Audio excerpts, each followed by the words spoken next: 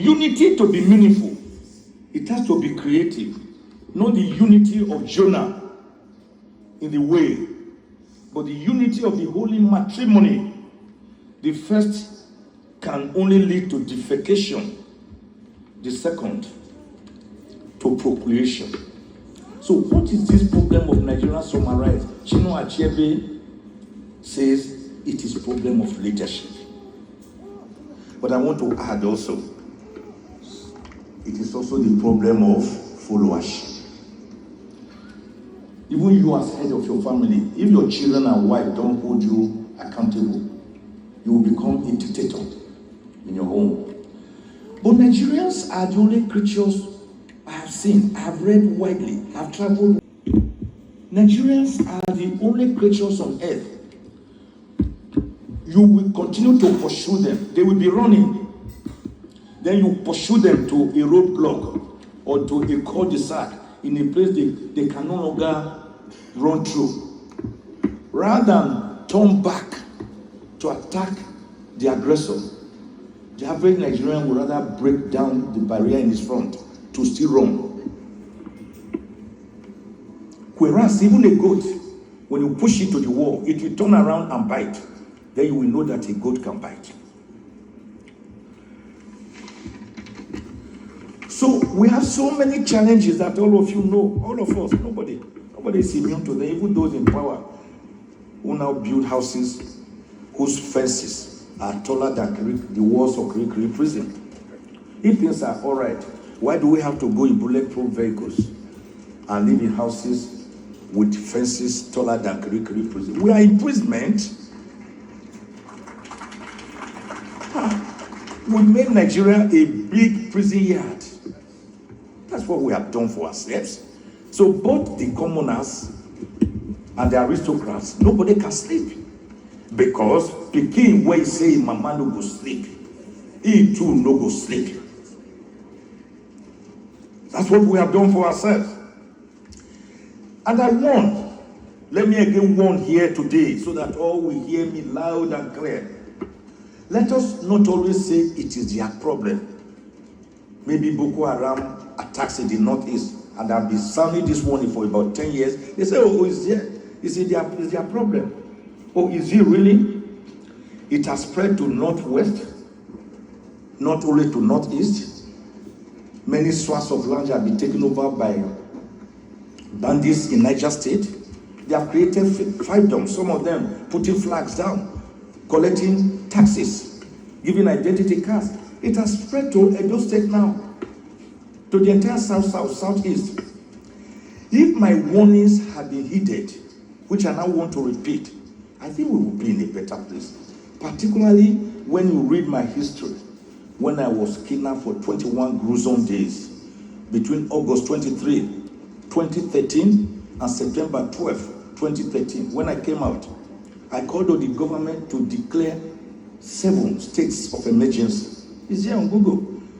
Emergency on youth unemployment, emergency on education, emergency on infrastructure. Did they hear? No.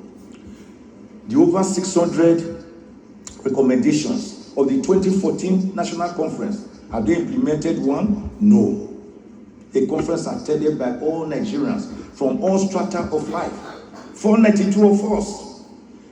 The South was led by the man we are celebrating today, the great avatar, the great nationalist, the titan, Chief Edwin Kiagodo Clark, who led us not only during the 2005 Obasanjo's National Political Conference, and I was there. I was the spokesperson for the South delegates. Not only during the Vision 2009, I was there and he led us, and not only during the President Goodluck Ebele Jonathan's National Conference of 2014, I was there. He led us like the Trojan that he truly was. My elder brothers, Ogongata and Professor Jerry Ghana, and Don HFB, and Nyamodo, many of us here, we were there at that conference. And we are, all the things we agreed on. After brainstorming for about 6 months, Have we done anything about it? No. Martin Niemöller was a German cleric. He was detained about the last 7 months of the Second World War, which took place between 1939 and 1945, after the failure of the First World War, which was resolved at the Treaty of Versailles in 1919, where Germany was blamed for all the atrocities of the war, failure of the League of Nations before the end of the Second World War in 1945, after the destruction of the Japanese twin cities of Hiroshima and Nagasaki by the first atomic bomb. Martin Niemöller said, first, they came for the socialists. I did not speak because I was not a socialist. Then they came for the trade unionists. I did not speak because I was not a trade unionist. Then they came for the Jews, and I did not speak because I was not a Jew. Then they came for me, and there was no one left to speak for me. So if you decide not to be your brother's keeper,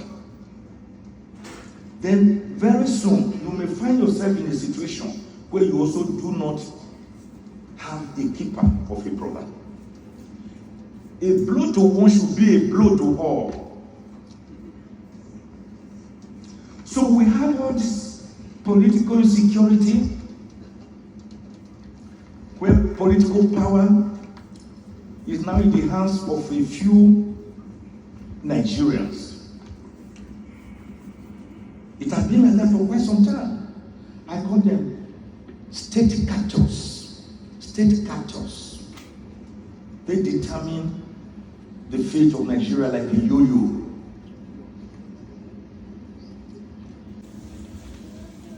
So I discussed that the various insurgencies, the economic insecurity, and I've described all this in my neologism, which I coined, or Zekpedia, named or modeled after Wikipedia and Wikipedia and all the other pedia. I call our system not a democracy, but electionocracy. Electionocracy. We don't have governance. What we have are elections. As they are over, then we're already thinking of the next election. I have coined selectocracy. I have coined out judocracy, where our presidents, governors, legislators are delivered midwife in the hallowed chambers for the courts. I've coined executocracy, where the executive rises short over all of us. I've called it legislatocracy, where the legislature is merely a rubber stamp, like Adam is saying yes sir, yes sir. I'm talking about capital flight. I'm not saying Nigeria is one of the worst countries in the world, no. But we have our challenges and we have to face up to them. We need to have what we call transformational leadership. Let us behave like the Asian tigers of South Korea, Taiwan, Hong Kong, and Singapore. Heavily on education and human development. They created export-oriented goods instead of just domestic goods. Government gave incentives. They built up skilled workers. They opened up free market. Then they went into innovation technology. That's why we call them the Asian tigers. They were well enough in the 50s, but today they're in the first world country. We are still in the third world country. Even India that gained independence in 1947, today they manufacture aircraft, except the turbine engine.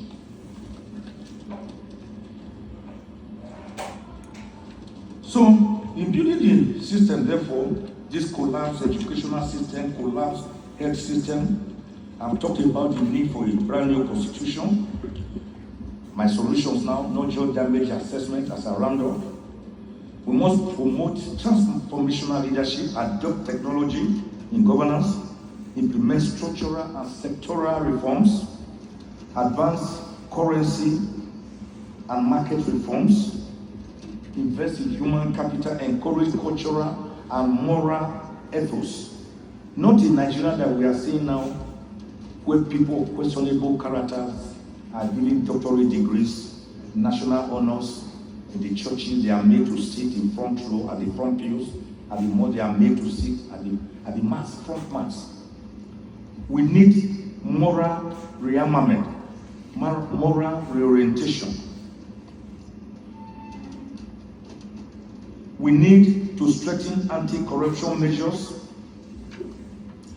promote civic responsibility, support economic nationalism by producing for export, not just for imports or consumption. We need to disabuse our mind under Professor Claude Ake's theory that we are a disarticulate economy where we produce what we do not consume and consume what we do not produce. We need to reform the energy sector. Without it, we can't move anywhere. Small scale, the SMEs, small and medium scale, they need power. When you buy a generator and you buy fuel of 1,800 something naira or 1,600 something, how much will you gain when you put it in a small, I pass my neighbor generator? You will not even break even. And this is the engine room of development. We must ensure budget transparency and accountability. We should create a national employment guarantee scheme to help people, at least with temporary jobs, or give them incentive to live as human beings. We should institutionalize diaspora investment so that they can be encouraged to invest in local development and even vote during elections. We should allow them to come and vote.